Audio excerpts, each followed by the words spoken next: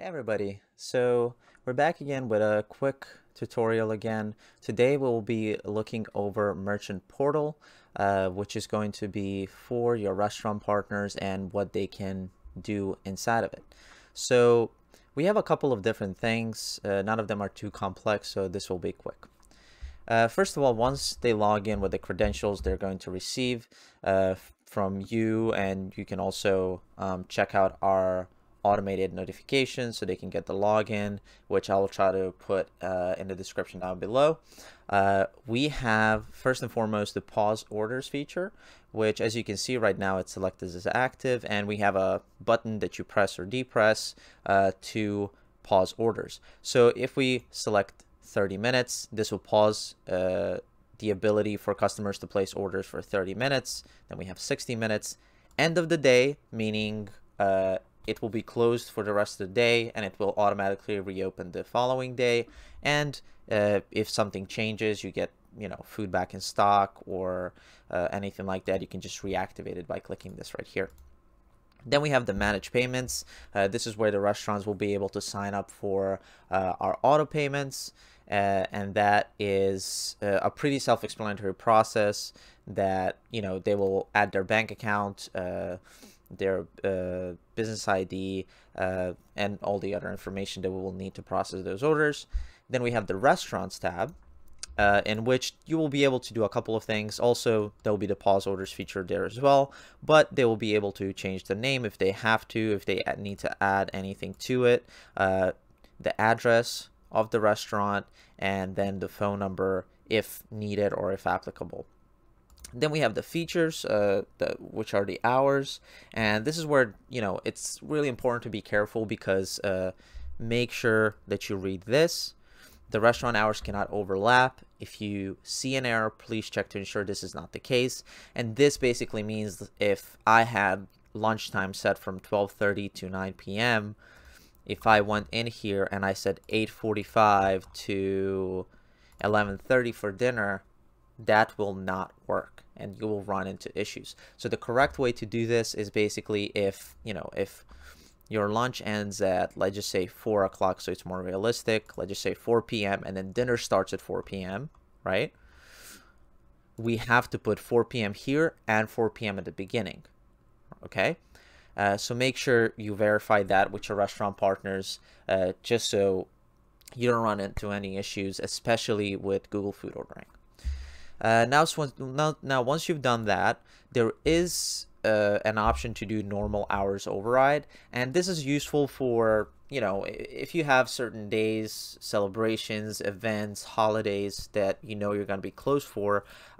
Very important to do this, because you can give your customers a heads up of why that's happening, right? So let's just say 4th of July. Let's just say 4th of July right here.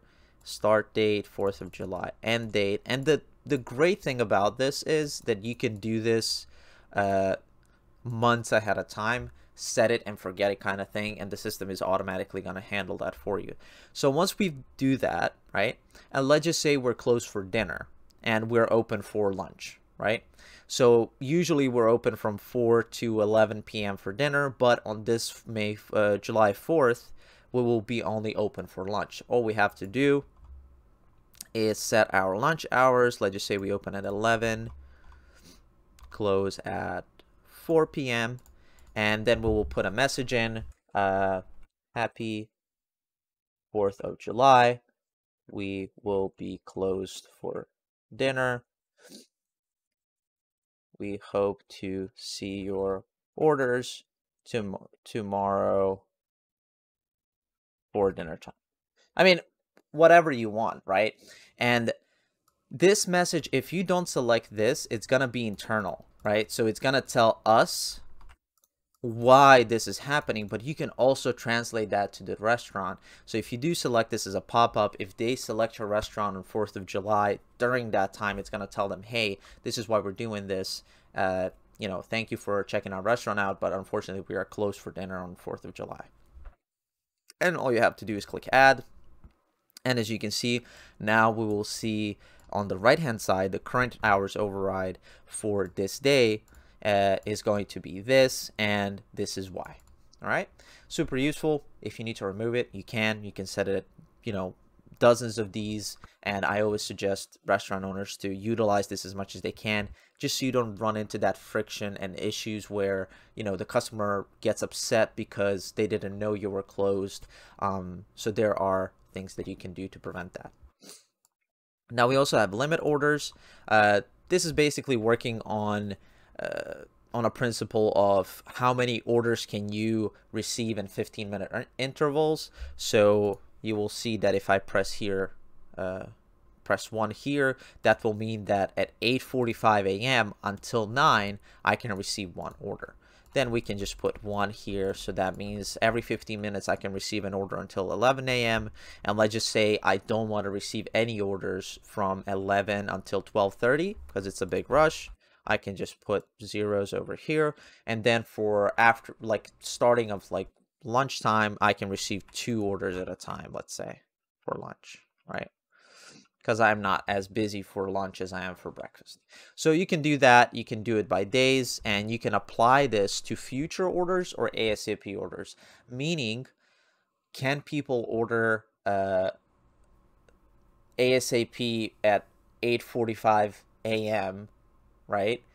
Or can they order, you know, day before, and they tried, if they try to make a future order, they can only order at these intervals, right? So if they go to your website, you know, let's say today for Friday, they will only get slots that say 9 a.m., 9:15, 9:30, 9:45, 10, right? So they won't be able to select 9:35 or 38, whatever it is. So that's another super useful feature. And as always, you can save it per day basis, right? Or you can clear all of it if you don't need to have any of that, if you're just playing around with it. Now, once we've done that, we'll go back, and now we have the menu section. I will leave the link down in the description below of a video that's going to explain to you everything that you can do in the menu builder, how to use it. It's not a super long video, but it will give you a pretty good idea of how you can utilize it best for your restaurant. Then we have the website builder. Here you will be able to you know, change your brand. If you need to select a different color, all you have to do is do that, and that will take a second, and then it will populate with the new colors. As you can see, it automatically does it. Then we also have you know, you can change the font. You will also be able to upload a new logo if you need to.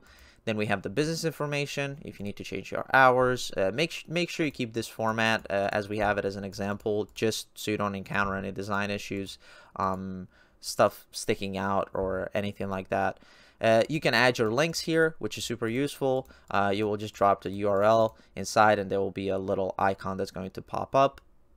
And then you have the takeout and delivery buttons that you will able to inject right here, as you can see. Then we have the home page. You know, you can change a couple of pictures here, and it's super self-explanatory. Just make sure that you follow the best practices for pictures.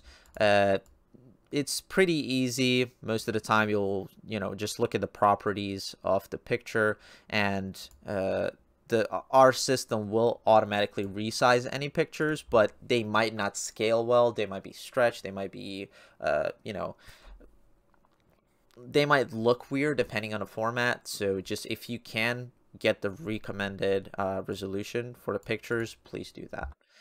And that is pretty much it for the menu builder. If you have any questions, just let us know. Now, after that, the last option that we have, if we go back here, is the reports. And here you will be able to have a breakdown of a specific day, of a specific week, or a month of the orders that you processed with the RDS service. And yeah, then we also have this little section on how to. It has a little bit of information that you can utilize. And yeah, if you have any more questions, please let us know. And until next time.